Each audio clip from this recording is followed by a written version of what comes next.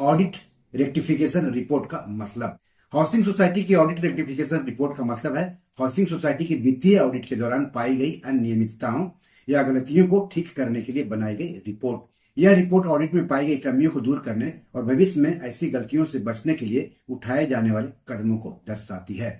Housing society का audit एक स्वतंत्र ऑडिटर द्वारा किया जाता है जो सोसाइटी के वित्तीय रिकॉर्ड, लेन देन और प्रक्रियाओं की जांच करता है। ऑडिट का मुख्य उद्देश्य यह सुनिश्चित करना है कि सोसाइटी के वित्तीय विवरण सटीक है, आंतरिक नियंत्रण प्रभावी है और सोसाइटी नियमों का पालन कर रही है। ऑडिट के दौरान ऑडिटर कुछ अनियमितताओं या गलतियों का पता लगा सकता है। इन अनियमितताओं को ठीक करने के लिए सोसाइटी को एक रेक्टिफिकेशन रिपोर्ट तैयार करनी होती है।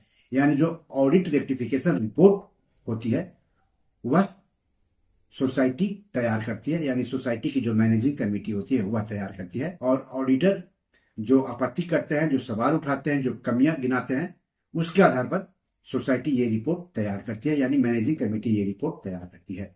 रेक्टिफिकेशन रिपोर्ट में आमतौर पर कौन कौन सी बातें शामिल होती है वह भी जान लीजिए। पहचानी गई अनियमितताओं की सूची रहती है। ऑडिट में पाई गई प्रत्येक गलती या अनियमितता का स्पष्ट विवरण रहता है। सुधारात्मक कार्रवाई, प्रत्येक गलती या अनियमितता को ठीक करने के लिए उठाए गए कदमों का विवरण रहता है। भविष्य में होने वाली गलतियों को रोकने के उपाय, भविष्य में ऐसी गलतियों से बचने के लिए उठाए गए कदमों का विवरण होता है, जैसे कि नई प्रक्रियाओं को लागू करना या कर्मचारियों को प्रशिक्षित करना। रिपोर्ट को मंजूरी, सोसाइटी की प्रबंध समिति द्वारा रेक्टिफिकेशन रिपोर्ट को मंजूरी दी जाती है और फिर इसे रजिस्ट्रार को भेजा जाता है।